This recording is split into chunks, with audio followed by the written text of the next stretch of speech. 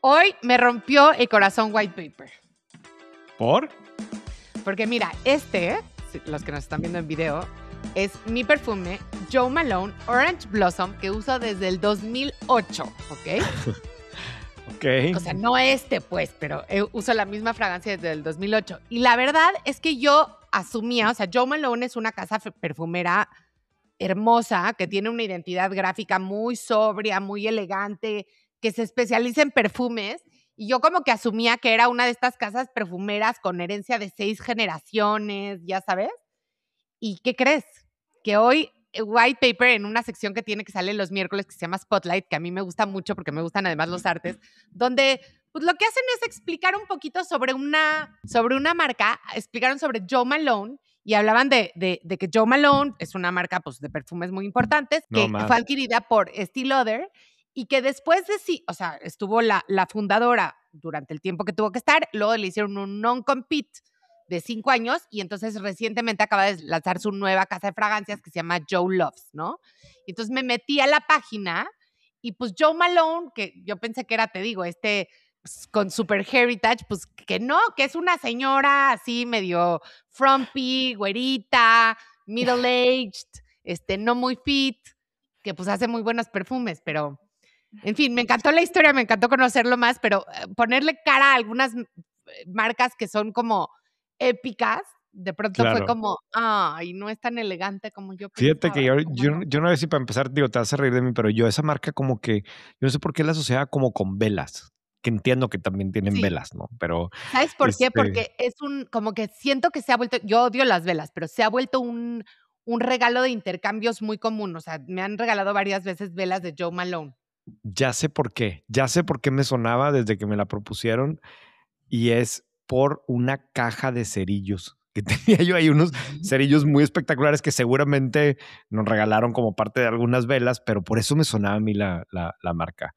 Pero sí, a mí me encanta hacer, porque el equipo lo hace ahora, pero esta seccioncita de Spotlight, porque de lo que se trata es eso, de agarrar empresas o marcas que tenemos interacción con ellas. O cuando la idea original de esto, tú lo vas a entender muy bien, pero yo decía, quiero hablar de las empresas que veo en los estados de cuenta de las tarjetas de mis hijos. De mis hijos.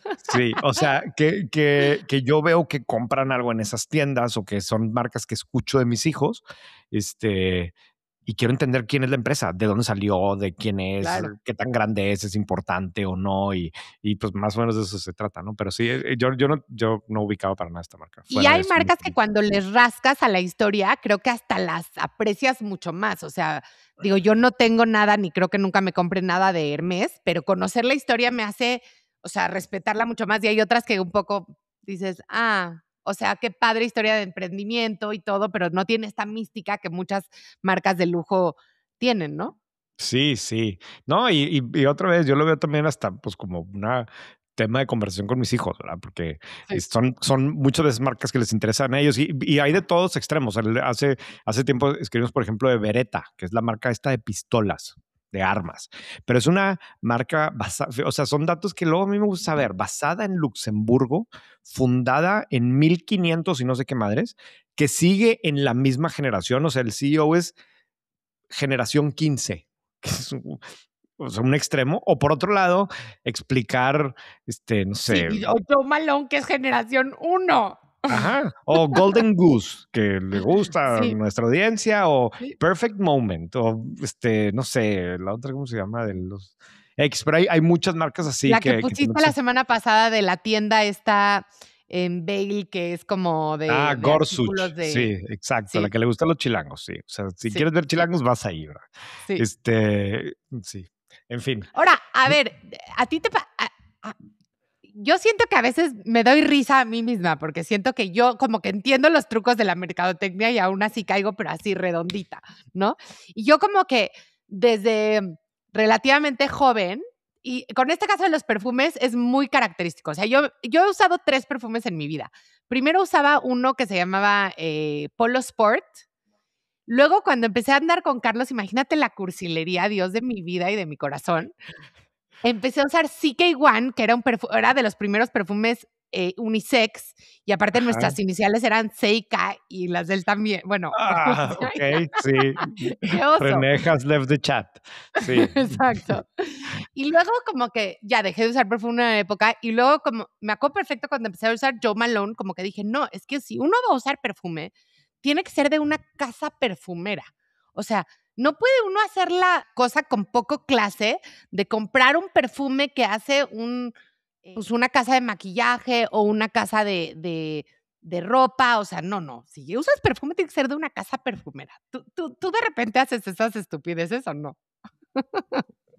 Estoy pensando en las cosas que a mí me gustan, que evidentemente no son los perfumes, pero yo creo que sí, todos tenemos ciertas mañas de que te Que gustan sabemos que ciertas son cero marcas racionales, ¿estás de acuerdo?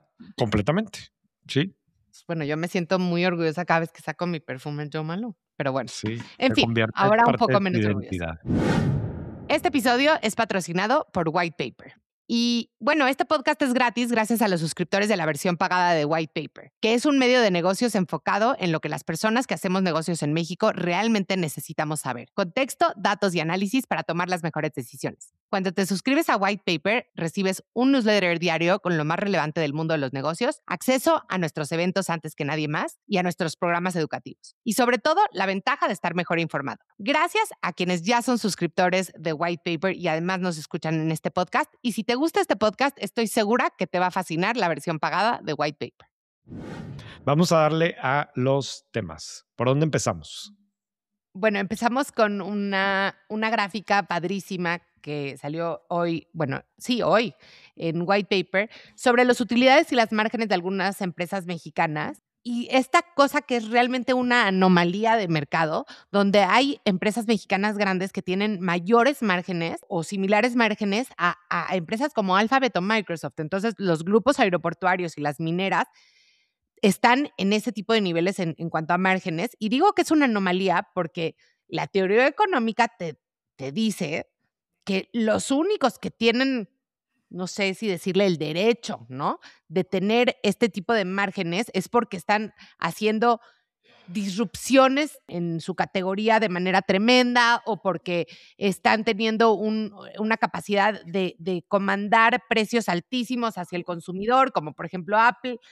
Y entonces cuando ves que un aeropuerto, que además no es que son los mejores aeropuertos del mundo por ninguna medida, un aeropuerto mexicano está en niveles de rentabilidad de los que tiene Microsoft o Apple o Google, como que dices, pues que las reglas del juego no son las mismas, ¿no?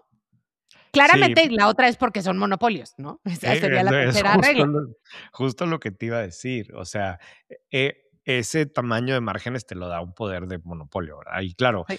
Alphabet tiene un monopolio, con Google tiene un monopolio en el tema del search y por lo tanto pues puede tener ese tipo de márgenes. Apple tiene un monopolio ya lo hemos discutido tú y yo, no es que tenga un monopolio en los teléfonos, pero tiene un monopolio en los teléfonos para una parte muy particular de la sociedad. Es un monopolio sin duda y por lo tanto puede tener ese tipo de márgenes. Acá también, o sea, al final del día, si tú quieres volar en Monterrey, pues hay un monopolio que es el aeropuerto, ¿verdad? Y Claro, tienes que pero empezar por ahí, mira, ¿verdad? hay monopolios naturales, o digo, me voy a equivocar y los economistas nos van a decir, pero hay monopolios que tú te ganaste el derecho de tener un monopolio, ¿no? O sea, es decir, si nadie logra hacer un motor de búsqueda tan bueno como el de Google, de alguna manera Google se ganó el derecho de ser un monopolio. Aún así, está todo el tiempo bajo la mira de las autoridades en Estados Unidos, porque de las autoridades de competencia. Sin embargo, hay otros donde es conveniente para todos que haya un monopolio, ¿no? Entonces ahí muchas veces incluso el gobierno, como el tema de los aeropuertos, o sea, Ujú. no, a nadie le serviría que hubiera 10 aeropuertos en la Ciudad de México, sería un caos, etcétera. Entonces el gobierno dice, bueno, va a haber un No aeropuerto. sé, No, ¿no? sí, según yo sí, pero O el sea, tema ahí en las es, ciudades grandes, en Londres, entonces hay bueno, varios sí, aeropuertos, en Nueva York hay varios aeropuertos, o sea, puede son ser, pero a aeropuertos. lo que voy es, pero ¿por qué los aeropuertos en Estados Unidos no tienen los márgenes de rentabilidad que tienen en México? Ese es el primer episodio que hicimos en Sí. White Paper y ahí está y es un tema, lo hemos analizado a fondo en White Paper y ya para más, sobre todo ahora que además acaban de renegociar tarifas de los aeropuertos, en particular el caso de OMA. ¿Qué quieres que te diga? O sea, yo creo que es un tema muy relevante para este país, pero así se hicieron esas concesiones hace 30 años o no sé cuánto y les quedan otros no sé cuántas décadas y así está hecho ese esquema. No, no quiero rendirme o decir que yo sí estoy convencido que si la tarifa que cobran los aeropuertos, que nos cobran los aeropuertos por viajar, estuviera en otro nivel, el precio total bajaría. O sea, de por sí, y eso lo pusimos, lo explicamos en la semana pasada en el análisis que hicimos en White Paper de Viva y de la fusión entre Viva y Volaris, pero de por sí las aerolíneas de bajo costo en México son las más o de las más eficientes en el mundo, vuelan por muy poquito dinero. Si tú además le pudieras bajar lo que cuesta lo que les cuesta utilizar los aeropuertos a los pasajeros que pasamos por ahí, el costo de volar todavía sería mucho más bajo. Y México es un país en donde el crecimiento de la aviación ha sido increíble en los últimos 20 años, pero aún así los vuelos per cápita están muy por debajo de países como Colombia o Chile o demás, ¿no? Entonces, y la Y parte que queda por hace 2 crecer es semanas muy sensible al precio. sí, y hace 2 semanas que hablamos de la fusión de Viva y de Volaris, o sea, vemos que las aerolíneas en México es un caso muy distinto a los aeropuertos, o sea, tienen márgenes muy, muy, muy apretados. Y Sí. entonces ahí como que yo siento que está, sin ser para nada experta, esto es a ojo de buen cubero y por favor, si alguien sabe que nos diga, pero siento que está mal dividido el pie de las utilidades del mundo de la aviación en México. Es que no sientes, Carlos. O sea, efectivamente, si tú ves en dónde están los márgenes a la hora de volar en un avión, como que normalmente en muchas industrias, el que toca al cliente es el que termina teniendo mejores márgenes, ¿no? O Así sea, es. y aquí es al revés. Aquí el que toca al cliente, que es la aerolínea, suele ser la más castigada, ¿verdad? Pero ese no Y era si el tema tienes aquí. Para si mí, piensas, además tiene muchos más riesgos. O sea, y mucha más, no quiero decir más complejidad, operar un aeropuerto debe ser complejísimo, pero los riesgos creo que sí recaen mucho más en el operador de la aerolínea. En fin, como lo que me encanta es cómo comparas estas empresas, y bueno, no hablamos ahorita de Grupo México, pero también Grupo México tiene unos márgenes gigantescos, esta empresa minera de la que hemos hablado un poquito, aunque deberíamos hablar mucho más. Y a lo que voy es algo que llama la atención, ¿no? O sea, llama la sí. atención que puedan tener márgenes tan altos en industrias que ni son novedosas, ni han tenido una disrupción tecnológica, ni mucho menos. Sí, digo, las dos, pues Grupo México y Peñoles están ahí por el precio de los minerales, ¿no? Y aquí, Bueno, digo, sí. parte de lo interesante es que sí, todas las que parecen con mayor, lo que hicimos fue hacer una gráfica en donde pusimos, no sé, hay como unas veintitantas o 30 empresas públicas, porque pues es donde tenemos acceso a la información, mexicanas, y las acomodamos en uno de los ejes con el porcentaje de utilidades que generan y en el otro el número de utilidades. Entonces, en, a mero arriba a la derecha, o sea, la que genera más lana y con mejores márgenes es Grupo México, por mucho, y tiene que ver con el precio del oro. ¿Verdad? Y luego, pues Peñoles no sale tan grande, pero también con muy buenos márgenes, salen ahí los grupos aeroportuarios, sale Becle, de hecho, no con muchísimo dinero, pero con un buen margen, que es un tema de marcas. Pero luego en la otra esquina salen todos los retailers. Y a mí lo que me gusta también es que esto ayuda a entender perfectamente bien el tema de los monopolios. O sea, en donde hay monopolios están los márgenes de un lado. Monopolios entendido con que tiene una ventaja competitiva que no tiene alternativa. Y en la otra esquina, donde hay muchísima competencia, pues se aprietan todos, ¿verdad? Y ahí sí está mucho más acotados el nivel de margen, está pues, también los tamaños, mucho más, digo, estamos hablando de miles de millones, ¿no? Son puras empresas muy grandes, pero se ve claramente una dinámica distinta cuando pones a Chedraui junto con la Comer, con Soriana, incluso el mismo Walmex, FEMSA por Oxxo, o sea, todas están, ahí no le puedes mover tanto al precio, mientras que el otro lado, pues puedes cobrar lo que sea y como quiera va la gente a volar, ¿verdad? Sí. Pero sí, es un tema, ¿verdad? De hecho, ahorita que mencionamos Chedraui, hablamos también esta semana en White Paper. A mí me da risa porque como que yo no había caído en cuenta y justo nos dimos cuenta esta semana. Chedraui, la segunda semana de enero, todos los eneros, hace un comunicado dando los datos de su crecimiento proyectado y estuvo muy simpático porque lo terminamos publicando el mismo día que lo publicamos hace un año. Y los datos son prácticamente los mismos, o al menos en lo que se refiere al crecimiento de tiendas con el formato de Supercito en México, que el año pasado, en 2025, dijeron que iban a ser 130 Supercitos y para 2026 dijeron que van a ser otra vez 130 Supercitos. Entonces, digo, por un lado me pareció simpático la consistencia en el equipo de planeación y de comunicación de hacerlo así siempre. No sé A si lo fue un mejor nada más copy-paste. mandaron el del año pasado, le pusieron copy-paste. Sí, sí, te juro que de repente, digo, no creo que sea el caso aquí pero sí hay casos que ves reportes que dices, güey, claramente están haciendo copy-paste de las cosas terribles. De El hecho, otro día el- me contaste una, ¿no? Se dice el pecado mandó sí, el sí, pecador.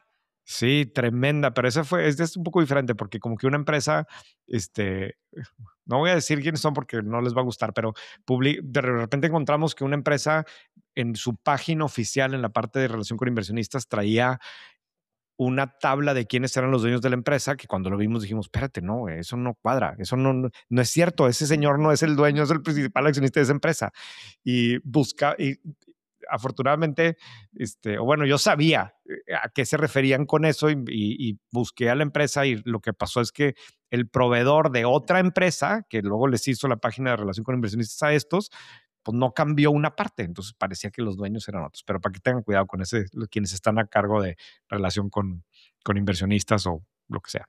Pero regresando aquí al tema de Chedraui, a mí lo que me llama la atención, lo que vale la pena destacar es que cómo están acelerando en este formato de proximidad. O sea, donde están creciendo muchísimo, y están creciendo muchísimo porque en el 2021 tenían pues como 50 y tantos, y ya para finales del año pasado andaban cerca de 300 y vienen otros 130 en este camino. O sea, claramente están construyendo una red muy relevante de tiendas de proximidad.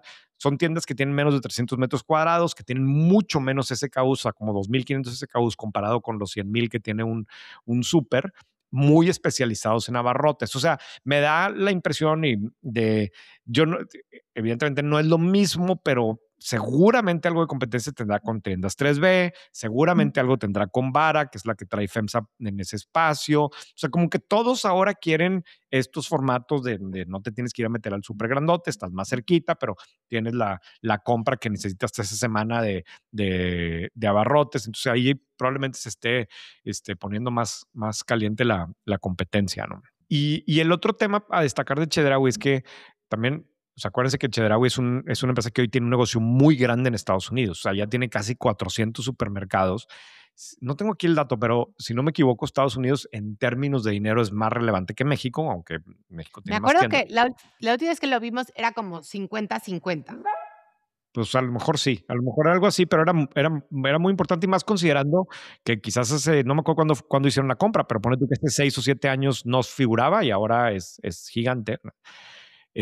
Lo único es que ahí son supermercados que van dirigidos más bien al segmento hispano y, ha estado bien dura la cosa. Si de por sí el consumo se ha desacelerado, en particular, y eso ya tenemos los datos de lo que pasó en Estados Unidos el año pasado, y mucho con el tema del miedo de los migrantes de salir y que si el ICE y que no sé qué, se les cayó el tráfico en las tiendas, en términos de dólares disminuyeron las ventas mismas tiendas, y lo que sí advierten en el comunicado repetido del año es que creen que este año también, o al menos la primera mitad del año, se va a mantener igual. O sea, no tienen mucha expectativa de crecer en Estados Unidos. Un momento complicado en la economía de ese país y particularmente para quienes van dirigidos al segmento hispano. Lo mismo dijo Constellation Brands hace unos días cuando reportó de cómo las marcas de cerveza que van dirigidas al segmento hispano, pues también se les están desacelerando o incluso retrocediendo.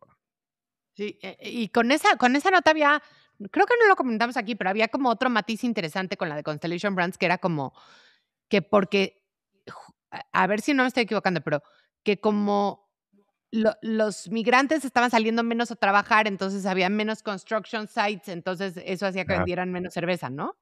Sí, decía, sí, usaron un término que yo nunca había visto, que era menos trabajos de más de 4,000 calorías o algo así. Era un término Ujú. como medido en calorías, porque se referían a trabajos de construcción Que usas físicos mucho tu cuerpo. que usan mucho y entonces había menos migrantes trabajando en temas de construcción y por lo tanto llevaban así la consecuencia de menos consumo de cervezas de marcas mexicanas.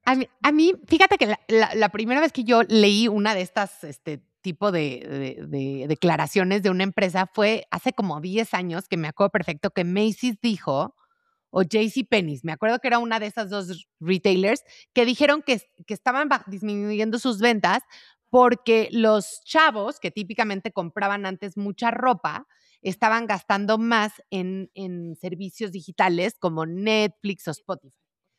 Y me recordó ahorita esta declaración de los trabajos de 4,000 calorías, porque ¿cómo saben? O sea, a ver, claro, suena lógico, totalmente lógico, pero así, me imagino 3 días antes del reporte a inversionistas, ¿a poco pueden realmente con certeza saber que eso fue lo que pasó? Porque yo me imagino que si un economista fuera realmente a demostrar eso, se tarda meses en hacer el análisis. Entonces, como que siento que seguro hacen una encuesta así de a 100 personas y de ahí sacan para tener algo que decir. No sé. No, no tengo idea. No, no sé. O sea, a lo mejor sí saben porque lo tienen detectado desde antes como un público de alto consumo en no sé qué Sí. regiones, que saben que en esas regiones la gente trabaja en eso y se les cae. Para mí lo simpático, digo, no simpático, pero diferente fue el uso de la terminología, como que no lo Ujú. había ligado con ese tema, ¿no? Pero regresando acá a este punto, pues está claro que todos los que van dirigidos al segmento hispano en Estados Unidos no la están pasando bien y no lo ven como muy, no están muy esperanzados de lo que va a pasar en la primera mitad de este año, ¿no? Bueno, la semana pasada fueron los Golden Globes y la verdad es que yo soy cero, cero, no me gusta el cine, no me entero mucho de estas cosas, pero los Golden Globes tiene por primera vez una categoría donde hablaba de los podcasts, ¿no? De los mejores podcasts. Al final no vi cuál ganó. ¿Tú viste cuál ganó? No, no, no, Sé no, que sé que parte de la crítica fue que estaban como nominados de chile dulce y de manteca. Estaba tipo, Call Her Daddy, pero además un podcast de noticias, o sea, como que de todo un poquito y que era difícil entender en base a qué iban a definir cuál era el podcast ganador. Pero a raíz de esto, salieron varias notas que hablaban de cómo más del 70% de los podcasts están ofreciendo también video y 3 de cada 10 personas en Estados Unidos dicen que principalmente consumen los podcasts en el formato video. Yo creo que en México es al revés la estadística. Yo creo que 7 de cada 10 personas lo consumen en video. Esta es una discusión que yo y René tenemos mucho porque él cree que nuestra audiencia no consume en video. Yo creo que sí, pero bueno, no sabemos, así es que si nos están oyendo en video, lo que es interesante es que por número, fíjate, tenemos muchísimos menos views en YouTube que en Spotify, pero si hicieras el ratio de número de views por cada comentario, es mucho mayor en YouTube que en Spotify. ya. Sí, yo no es que, digo, no me quiero meter en esa discusión ahorita, pero no quiero ser tan tajante que no nos vean allá o si nos ven acá. Yo creo que el use case de nuestro contenido para Es mucho más audio. específicamente para la audiencia core a la que vamos dirigidos es un muy buen compañero mientras vas manejando o mientras estás haciendo ejercicio o mientras estás haciendo algo más. O sea, yo creo que la audiencia core de este podcast le funcionamos muy bien para sacarle provecho a un tiempo que es medio muerto o que está usando otra cosa. Y como Sí, te lo he dicho, cierto. yo no, o sea, no, Sí, y yo no sin hablar de quiero este ir. podcast. Sí, no entremos en este Sí, debate de nuevo, eh, pero lo que sí es cierto es que decían que incluso, o sea, que otra de las razones, el Economist decía, otra de las razones por las que más podcasts están haciendo video, y creo que es en parte en nuestro caso, es porque entonces pueden hacer también piezas para promocionar el podcast en redes sociales, 100%. ¿no? 100%. O sea, insistían mucho en eso, que una de las cosas que ha hecho o que se vea como muy popular los podcasts en video es porque precisamente se pueden descubrir y promover por medio de social media y entonces hace que se sientan más que lo que necesariamente es. Yo me acuerdo muy bien el año pasado que fuimos a un evento de newsletters en Austin y fue uno como si un congreso de newsletters y hablaron mucho de este tema, ¿no? Y una de las cosas, de los findings que pusieron, que el artículo del Economist también lo trae, es que un poco también por la naturaleza de cómo se consume este tipo de contenido. En el contenido en video es menos fiel la persona. O sea, si tú lo vas escuchando en el tráfico y pues ya lo dejas, ¿verdad? O si estás corriendo, ya lo dejas. Pero si tú estás viendo la tele y lo ves tantito y luego te sale un anuncio de otra cosa y te ponen otra, entonces el tiempo que le destina la gente a la versión en video versus la versión en audio es muy distinta. Y tiene que ver con el tipo de consumo y demás, porque otra vez, en el audio, por lo general, tú estás haciendo otra cosa.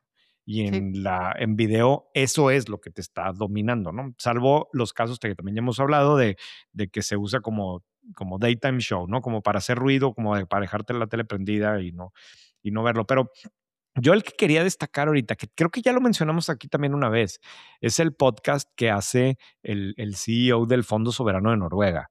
Que hay un artículo del New York Times de hace unos días, bastante crítico, de hecho, muy, muy al estilo del New York Times por una razón en particular. Pero el punto aquí central es que el Fondo Soberano de Noruega, que es el fondo de su tipo más grande en el mundo, tiene una participación. De hecho, venían algunas estadísticas que no sé cómo digerirlas, ¿no? Pero que tiene una participación en la mayoría de las empresas públicas globales. O sea, tienen lana por todos lados. De hecho, en la lista de empresas mexicanas que son inversionistas es enorme, ¿no? Y el CEO que tiene ese rol desde hace como 5 o 6 años y en ese tiempo al fondo le ha ido bastante bien, tiene, no sé, ha aumentado 80% su valor. Tiene un podcast en donde entrevista a líderes empresariales, a CEOs, a emprendedores y demás. Yo lo oigo, ese podcast, a mí me gusta mucho porque tiene a los mejores invitados del mundo. Pues claro, a él nadie le puede decir que no, ¿verdad? Si tú manejas tantos trillones de dólares y puedes aumentar tu participación o bajar en una empresa, pues todo el mundo le toma la llamada y todo el mundo lo escucha. O sea, para que te hagas una idea, han ido Elon Musk, Sam Altman, Satya Nadella, Jamie Dimon, Michael Dell, Bob Iger, Malcolm Gladwell, David Vélez. Fue el único que encontré de nuestro lado del mar. Y es como un podcast muy amigable, o sea, muy Me sencillo. A estabas ver, contando que tú lo escuchas. yo lo escucho, sí, no al 100%, pero a cada rato hay invitados que me interesa, que nunca los he escuchado porque no van a ningún podcast y aquí Claro. sí van con él, ¿verdad? Y él tiene un tono como muy, pues, bonachón, no sé cómo decirle, como simpático, y él explica que para él esto es una oportunidad, primero, de darle mayor transparencia a dónde está el dinero del país, ¿verdad? Que la gente que ese dinero al final, pues el Fondo Soberano es de los noruegos, sepan en qué empresas está y cómo piensan los que manejan esas empresas. Pero además, y esta parte es la que me gusta mucho porque yo sí lo siento así los episodios y de alguna forma es lo que yo quiero lograr con White Paper también, que él como que busca un tema pedagógico. Dice, oye, quiero acercar a personas de este tipo, un poco usar la palanca que tiene para sentar a un empresario muy fregón que sirva para educar de una manera accesible a cualquiera, ¿verdad? Me encantó eso. Evidentemente, como todo persona que se expone en público, hay un lado controversial. El New York Times va y le pregunta 3 o 4 partículas. Me llamó la atención porque todos eran profesores de universidad que no están de acuerdo, que dicen, oye, no, esto él lo está usando para ser famoso él, Obviamente. pues sí se ha vuelto más famoso él y por lo tanto no lo debe hacer y ya, ¿verdad? Es como que por un lado la crítica, pero mm, a mí me parece muy relevante, o sea, me parece muy relevante y de mucho valor lo que pueda utilizar su posición para algo así. A ver, fíjate que a mí lo que me gustó es no la parte pedagógica, porque yo coincido con los que lo critican. A ver, que no tiene nada de malo. O sea, yo creo que no tiene nada de malo querer sacarle un poquito de provecho a tu trabajo, ¿no? Este, pero más bien a mí lo que me gustó mucho es la idea de que el que maneja el dinero de la mayor parte de los noruegos quiera también abrirles un poquito la ventana a cómo toma esas decisiones de inversión, por qué está invirtiendo en algunas de estas empresas. Entiendo que pues, no todas los episodios se tratan de eso, pero cuando invierte en ciertas empresas y habla con esos empresarios, eso me gustó bastante. Y bueno, creo que siempre hay este debate en la comunidad como muy seria y los que no son tan serios de si estar haciendo cosas que son más, entre comillas, populares y accesibles es virtuoso o no, ¿no? A mí, o sea, tú velo desde otra perspectiva. O sea, yo me imagino que él, por su trabajo o incluso su predecesor, seguramente tenía juntas con todos este tipo de personas, ¿verdad?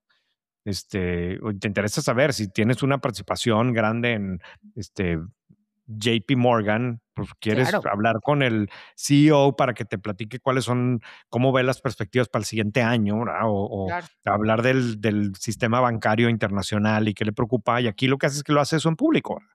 En Sí, un formato de podcast que es gratuito y que está disponible para el que sea, ¿verdad? sí. A mí me gusta mucho, pero bueno, se los recomiendo. Busquen ahí si les interesa algún empresario en particular y escúchenlo. No, te digo, no son así como que las entrevistas más incisivas, pero hablan de temas importantes. Esta semana, The Economist publicó un artículo que lo citamos también en White Paper sobre cómo han venido. Hace cuenta que lo que dice es, a ver, las empresas de China han habido como varias olas que se salen de China. Y dice, por ejemplo, la última ola o la pasada eran como grandes grupos, como grandes holdings, ¿no? Que compraron. Y de hecho, ¿te acuerdas que tú mencionaste la semana pasada, o yo no me acuerdo hace cuánto, pero ¿cómo se Que llama el hotel compraron que te Club Med. gusta? Exacto, de Club Med. Este, Bueno, y Volvo, o sea, hemos hablado, y tú también ándale. mencionaste de una, no, ¿cuál era? Ah, Golden Goose. Sí, sí, como que hubo un momento en donde esa era la característica, de que salían a comprar empresas y hacer holdings. Pero lo que dice Economista es que ahorita estamos viendo otra generación de empresas de China, que al parecer no habíamos visto algo así o no de esta magnitud, que crecen con sus marcas, que crecen posicionando sus marcas, que tienen tiendas, que tienen productos de consumo, que van al cliente final, en donde son otro tipo de reglas del juego. Y yo no lo había visto así. Incluso traía algunos datos muy contundentes. Dice, por ejemplo, tienes desde TikTok, ¿no? Y ByteDance hasta Luckin Coffee, BYD, Xiaomi, Miniso, incluso DeepSeek, ¿no? En donde son productos que van al consumidor final, en donde no esconden que son empresas de China, no se trata de eso, al revés, en donde muchos de estas están haciendo tiendas, creando cadenas como tal, pero los datos que trae es que o sea, sí, las empresas de China generaron fuera de China más de $2 trillones de ingresos. Que dices, ¿es mucho o es poquito? Pues es 30% más que en 2021. O sea, crecieron 30% entre 2021 y 2024. ¿No? Es un ritmo de crecimiento muy grandote para este tamaño de cifras. Y este fue el que más me impresionó. Dice, en la actualidad, las empresas de China invierten más afuera de China que lo que las empresas de otros países invierten en China. Como que siempre hemos visto China un lugar en donde todo el mundo quiere invertir por el tamaño del mercado y no sé qué. Dice, bueno, ahora las empresas de China están invirtiendo más afuera, más haciéndolo en otros países. Vale muchísimo la pena. El artículo hace unas reflexiones de cómo las empresas de China han estado aprendiendo de las marcas de consumo que están en ese país para aprender y mejorar, innovar y sacar productos que son muy valiosos o que muy atractivos para el cliente. Justo hoy en la mañana que venía camino a la oficina, venía escuchando una entrevista de Tim Ferriss a un VC de los famosos, se me fue ahorita el nombre, Vip Gurley, ¿sí? El de Benchmark. Y él No sé habla quién. de una visita a China y habla particular de ir a probar los vehículos que está haciendo Xiaomi, la de los celulares. Ujú. Llega un poco a la misma conclusión de lo que leí aquí en este artículo de The Economist. ¿No? Y hoy en la mañana leí de pasadita, no leí el artículo, pero que China tiene la balanza comercial más grande a su favor de cualquier otro país. O sea, así como, o sea, no le debe a nadie, si Sí, entendí bien, sí. en la balanza. Pero bueno, pero yo siempre, fíjate que tú has ido a China, René, Sí, yo fui hace algunos años a Shenzhen y que es donde están como todos los mercados grandototes y no las te ferias, puedes ¿no? imaginar. ¿Tú has ido o no? No. O Yo no sea, he ido y siento que ujú. es un viaje que tengo pendiente y de hecho creo que sería así como si algún día hacemos viajes de aprendizaje de white paper, ese sería el destino que yo creo que deberíamos de ir. A mí Shenzhen, yo fui en el 2017 o 18, no me acuerdo, como 18 yo creo. Y es impactante porque, digo, según la leyenda, era un pueblito de pescadores a principios de los 80. O sea, la leyenda que ellos cuentan es que está enfrente de Hong Kong. Entonces, el que entonces manejaba China, no me acuerdo quién era, antes de Xi Jinping, va a Hong Kong, perdón, no, al revés, va a este pueblito y ve Hong Kong de lejos y si no puede ser lo atrás que nos estamos quedando, ¿no? O sea, imagínate el Hong Kong de los 80s que estaba así Claro. en su gloria y lo veía desde una aldea de pescadores con, creo que hace cuenta, no sé, 20,000 habitantes, ¿no? Y que digo, no es una aldea, pero un pueblitito de pescadores. Y ahí es donde crean el primer, como zona económica protegida, en donde empiezan a hacer este otro tipo de reglas. Y hoy tiene más de 20 millones de habitantes. Es más grande que la Ciudad de México, pero imagínate que la Ciudad de México se hubiera construido en 40 años, ¿no? Entonces, tienes un crecimiento todo desproporcionado, todo raro, edificios gigantescos, creo que son o sea, das cuenta que de los edificios más altos en Asia, y luego tipo, yo me acuerdo una avenida así como de, no sé, 30 carriles, ¿no? Como de 15 de un lado y 15 del otro, y luego todos los edificios iluminados tipo Las Vegas con foquitos y caritas, y luego unos centros Y comerciales cientos de pisos, ¿no? increíble. O sea, una escala que no entendemos. A mí me impactó. En ese viaje nosotros fuimos a ver empresas, íbamos a ver, o sea, me acuerdo que en ese momento era lo de los super apps, el famoso WeChat que estaba dominando. A mí, yo quedé súper, súper, súper impresionado. Y más como alguien que crece en México y particularmente en Monterrey, que estamos tan acostumbrados a ver todo hacia Estados Unidos y todo como Estados Unidos es el centro del mundo, y llegas ahí y pues ahí te das cuenta que hay otro centro del mundo, ¿verdad? Y ese es otro, y hay otro idioma y otra forma de pensar y también mucha innovación y un dinamismo increíble y completamente distinto a lo que estamos acostumbrados, ¿no? Claro. Sí, sí, sí, sí. Es el futuro. Pues no sé si es el futuro, porque tiene también ciertas diferencias eh, que no sé si son el futuro, pero es otra realidad más bien. O sea, tienes como que dos realidades construyéndose, que te queda claro cuando lo ves así, porque pues se odian mutuamente, ¿verdad? O se ven como competidores. Alguien me pasaba ese dato el otro día que me decía, a ver, si tú te vas a ver los últimos, no sé, 20 siglos, de esos 20 siglos, China ha dominado el mundo en 19, nomás en uno no, que es en Estados Unidos. Pero realmente en la historia de la humanidad, China ha sido el ¿Sí? gran poder. Algo así, no me acuerdo cuál era, a lo mejor exageré con 20 siglos, Se pero me hace que me enseñaron demasiado occidentalizada la historia, porque no tenía sí, eso no en el sé, radar. no me acuerdo si Bueno, los datos, si en seguramente nos va fin, a a ver si caer por, organizamos un viaje a China. ándale, vamos a Estaría checar. buenísimo, no me digas que no. Sí, está muy lejos, pero sí. Oh, sí. Bueno, no te oí con mucho entusiasmo, pero bueno, una raya más al tigre, Saks Global, que hoy en día Saks es el dueño de Neiman Marcus, Bergdorf Goodman y Saks Fifth Avenue, 3 supermarcas de retail de lujo en Estados Unidos, con mucho heritage. Empezó el proceso de reestructura. En principio van a seguir operando, pero tienen más de 10,000 acreedores en los que están incluso sus proveedores como Chanel, Kering y LVMH. En 2024, o sea, hace muy poquito apenas, se hizo un consorcio para que le invirtieran a Saks Global, en donde participaron marcas que pues parecía que de verdad le estaban echando muchas ganas. Amazon, Salesforce, Authentic Brands, que de Authentic Brands tenemos que hablar luego más Ujú. profundamente porque cada vez escucho más sobre ellos. Pero pues después de eso se endeudaron muchísimo y aparentemente pues van en una muy, muy mala espiral porque entonces lo que pasa es que tienen muchísima deuda, las ventas no llegaron a los niveles necesarios, entonces no le pagan a sus proveedores, los proveedores no les surten, la gente llega a las tiendas y no hay suficiente mercancía, entonces las ventas bajan más. Entonces, bueno, una espiral bastante negativa, que no es a la primera tienda que le pasa en Estados Unidos. En las últimas semanas leí un artículo súper interesante de Sears que le pasó un poco lo mismo. Macy's está un poco en las mismas. Entonces, bueno, el futuro del retail físico de grandes tiendas departamentales en Estados Unidos creo que se ve bien, bien, bien retado. Sí, aunque la determinante siempre es el nivel de deuda. O sea, porque evidentemente ya no tienen el tráfico que llegaron a tener o ya no tienen, ya no son necesariamente, yo creo que en algún momento hasta fueron medio monopolio en cuanto a cierto tipo de productos o de marcas o A así, lujo. hace 30 años, no sé.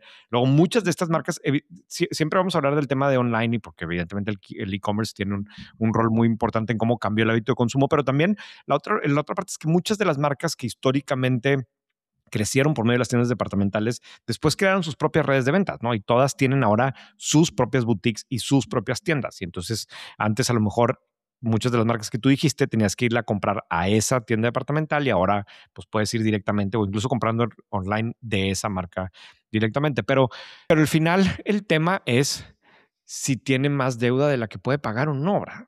Porque puede ser que simplemente ya se hace un negocio más chiquito, que tiene menos tráfico, pero que sigue jugando un rol muy importante porque a lo mejor en X ciudad de un cierto tamaño en Estados Unidos no da para que, te voy a inventar porque yo no sé esas cosas, pero que Chanel o Hermès pongan su boutique, pero sí hay suficientes clientes como para comprar por medio de la sucursal local que hay de Saks. Pero si a ese Saks le metiste un nivel de palanca que cualquier desaceleración un día te meten problemas, pues ahí está el resultado, ¿verdad? Porque esto es o sea, Saks Global como tal fue creada hace 2 años, ¿verdad?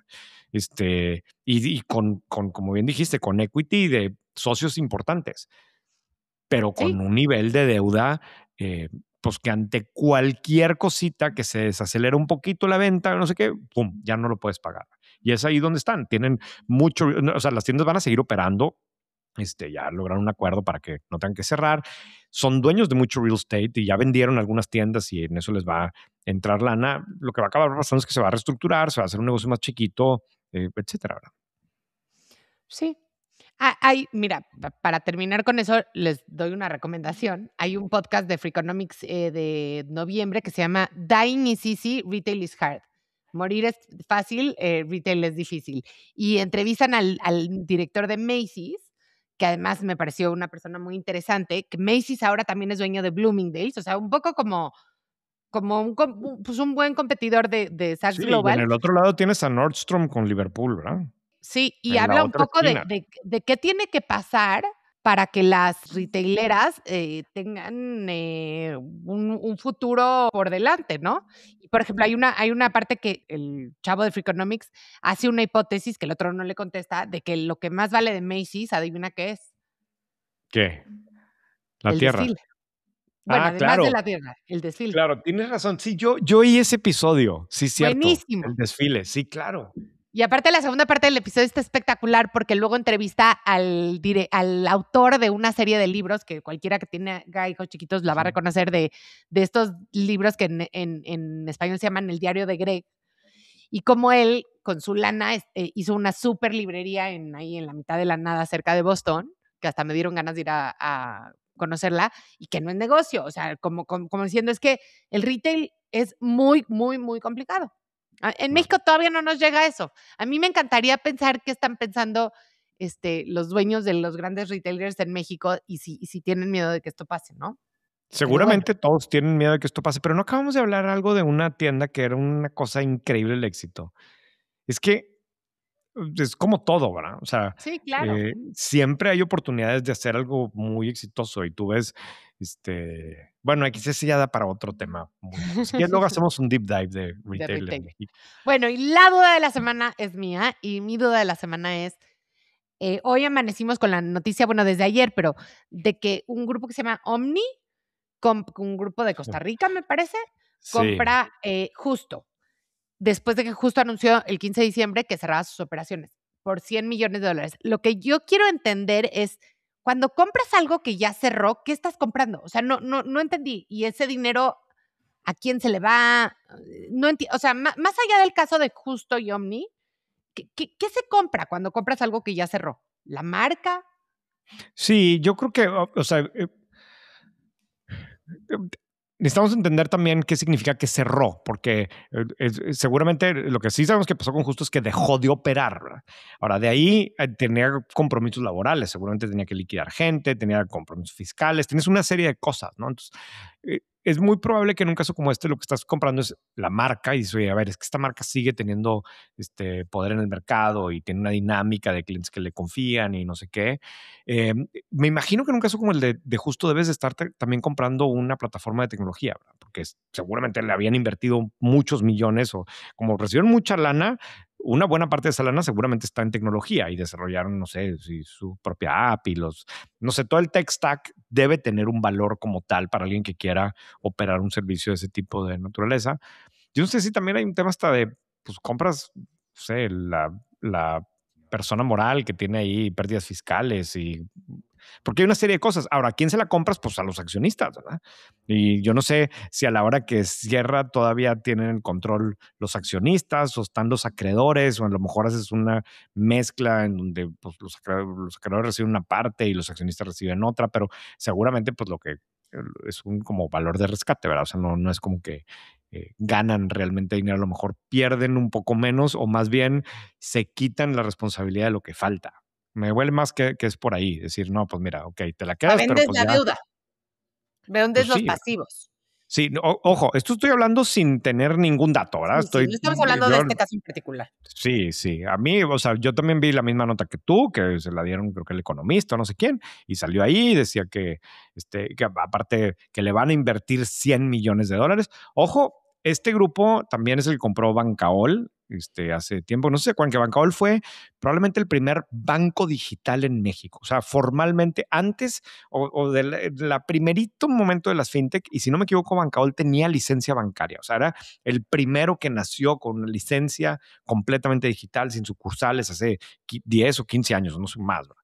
Y evidentemente no logró crecer y luego cambió de manos o lo que fuera, pero lo compra Grupo Omni como en 2000, yo creo que 22, es más, creo que fue 2023 y en su momento, porque lo pusimos en white paper, porque me metí a investigar, pero dijeron que en el 2026 lo iban a sacar a bolsa. Estamos en el 2026, pero no sé, como que es un grupo que ha comprado organizaciones mexicanas. También el año pasado compró Marsam, una distribuidora de medicamentos que como que buscan oportunidades con empresas que no les ha ido bien o que están Lo que en ya inglés le cerradas llaman o distressed assets. distressed assets, ¿Cómo, exactamente. cómo lo ¿no? traducirías? Con activos estresados. Emproblemados. En Es que, problemas. sí, efectivamente. Entonces vamos a ver, digo, ahí la nota lo que decía es que pues, le van a invertir $100 millones para revivirlo y pues muchísimo dinero, vamos a ver. Si es así, se va a notar. Muy bien. Listo, Carla, seguimos la siguiente semana. Bye. Bye. Este episodio es patrocinado por White Paper.